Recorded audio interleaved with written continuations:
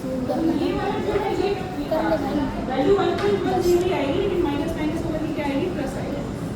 ठीक है,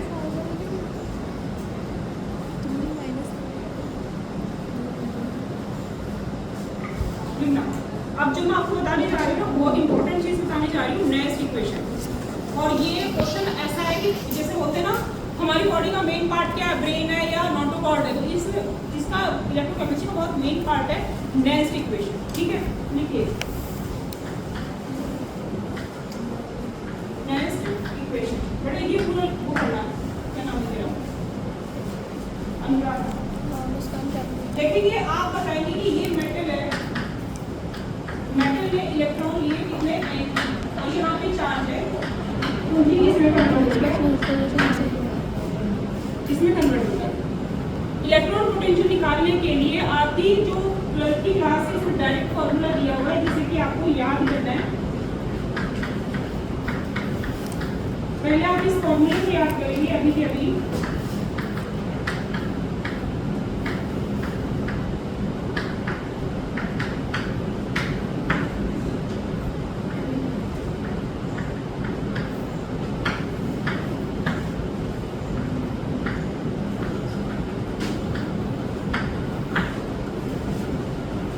देखो बड़ा E is equal to standard electron potential minus R gas constant, T temperature है, N क्या आएगा, अभी आपका नंबर ऑफ इलेक्ट्रॉन आएगा कि कितने इसमें यूज हुए, 2 हुए या 1 हुए, जो भी अभी आप इलेक्ट्रॉन का ट्रांसफर कर रहे हैं F की वैल्यू भी आपको बता दी जाएगी, जो कि फैराडे होती है।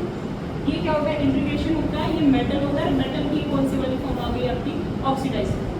बात समझ में है कि ये पहले आप क्या करेंगे, ये इक्वेशन है, मेटल क्या कर रहा है, N प्लस चार्ज है, हिसाब से कितना इलेक्ट्रॉन ले रहा है, ये एक ही चार्ज है ना, +1 है कि नहीं है, तो इसका मतलब N की वैल्यू यहाँ पे कितनी है, 1। यदि ये कॉपर होता तो यहाँ पे N की वैल्यू कितनी हो जाती है, 2 हो जाती। तो यहाँ पे N को हमने इसलिए मेंशन किया है कि ये किसको डिफाइन कर रहा है, नंबर ऑफ इलेक्ट्रॉन। पहले आप इक्वेशन ये वाली लिख करके इसे एक बार वापस लिखिए कि आपको इक्वेशन आ गई क्या, E is equal to E standard minus का RT अपॉन में NF इंटीग्रेशन M अपॉन में MN प्लस। इस इक्वेशन को एक बार देख के लिखेंगे, एक बार बिना देखे, जरा बीच में स्टॉप कर दो, एक बार देख करके तो इक्वेशन क्या बन जाएगी, लिखिए m की जगह पे आप क्या लिखेंगे 1, तो इक्वेशन क्या बन जाएगी, इसको मिटा दो यहीं पे, आप वापस लिखेंगे कितनी बन जाएगी, ये बन जाएगी। लिखेंगे if concentration of m is equal to unity then the equation will be. Faraday की वैल्यू किसी को फिजिक्स से पता है, फैराडे पढ़ते हो ना, 0.9647 कूलम हर मोल फैराडे की वैल्यू है। T इज इक्वल टू क्या लिखेंगे, टेम्परेचर,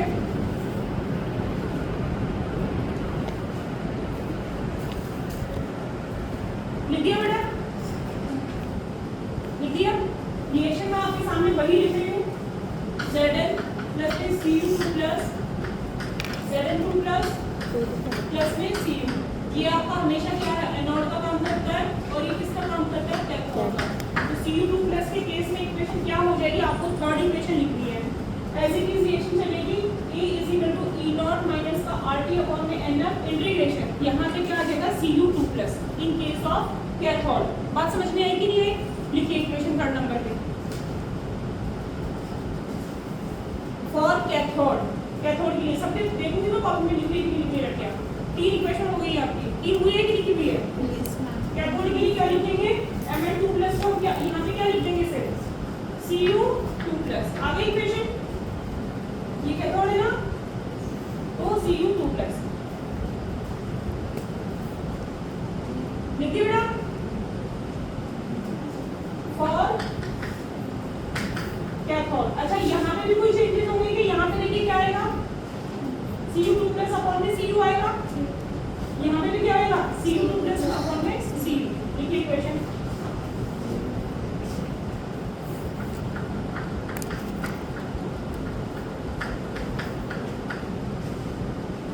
लिख दिया बेटा। एनोड के लिए इक्वेशन आप क्या बना सकते हो, बनाइए, जिंक के लिए फॉर बताओ n0 की देखो क्या आएगी, बताओ कैसे लिखूंगी। ई यहाँ पे क्या जाएगा, ये आ जाएगा बेटा, ये स्टैंडर्ड आ जाएगा और एलसीडीज क्या आ जाएगा,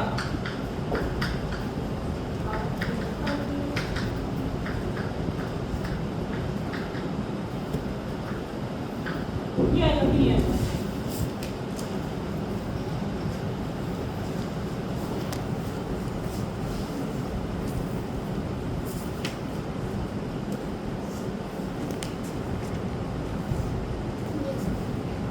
सेल पोटेंशियल ई कैसे निकालेंगे,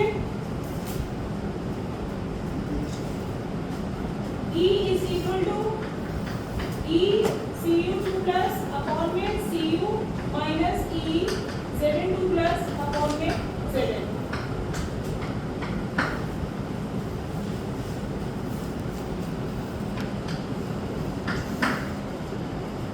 इस सेल रिएक्शन के लिए E से लिखना होगा जो कि हम शुरू से करते आ रहे हैं। यहाँ पर इस E Cu2 plus upon Cu की वैल्यू किसके इक्वल है, इस पूरे के इक्वल है कि नहीं है। अरे एक बार ध्यान से सुनना बेटा, जब जो लड़की सामने पूरा प्रॉपर बोर्ड में देख रही है उसे नहीं समझ में आएगा। एक बार मैं आपको इक्वेशन वापस से समझा देती हूँ, ध्यान से देखिए।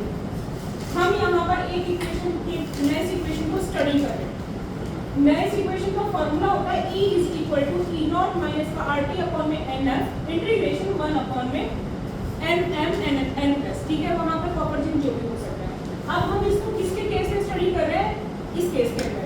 तो Zn प्लस में Cu2 plus that gives Cu and Zn2 plus. यहाँ पर आपको अच्छे से दिख रहा है, बार-बार बोले जा रहे हैं हम कि इसको मेनॉट कहते हैं, इसको हम क्या कह रहे हैं, कैथोड। जिंक का क्या हो रहा है, ऑक्सीडेशन हो रहा है और इसका क्या हो रहा है, रिडक्शन।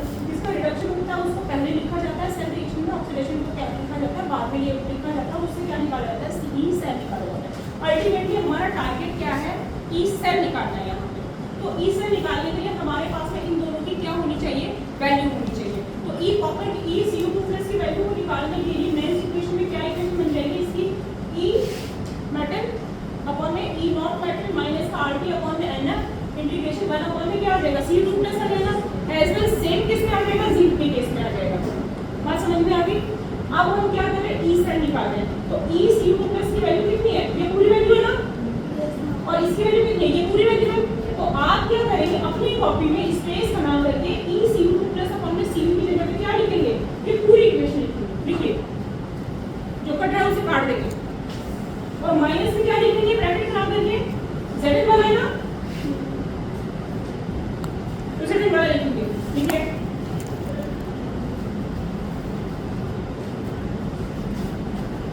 कैसे लिखा,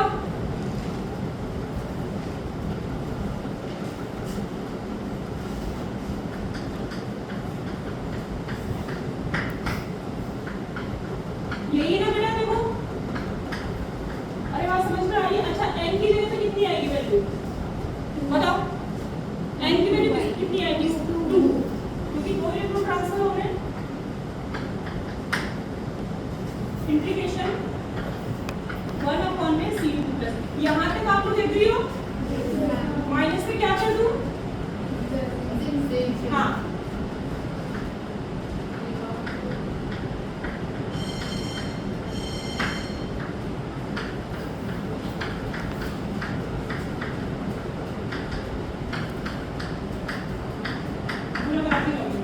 ये हो गया बेटा,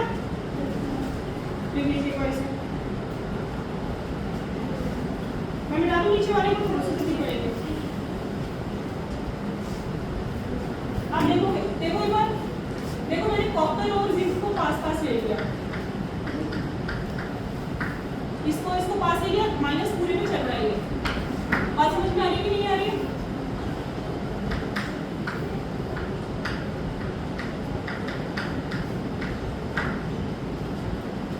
इंटीग्रेशन अब क्या आएगा, 1 अपॉन Cu2 प्लस। आगे बेटा, अरे बात समझ में आई कि नहीं आई, यस मैम। तो माइनस का क्या आ जाएगा, integration RT upon NF RT upon में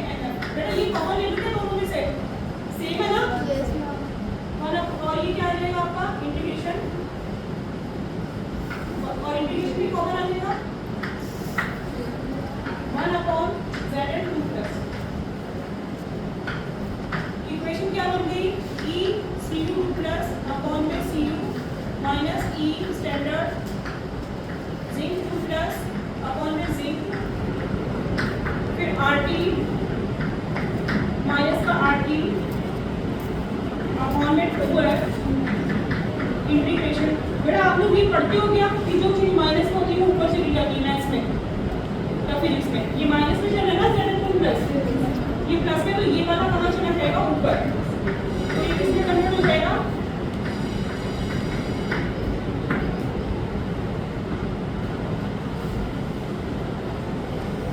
एक बार इसको करके देखिए, मैं वापस नहीं आऊंगी इसको,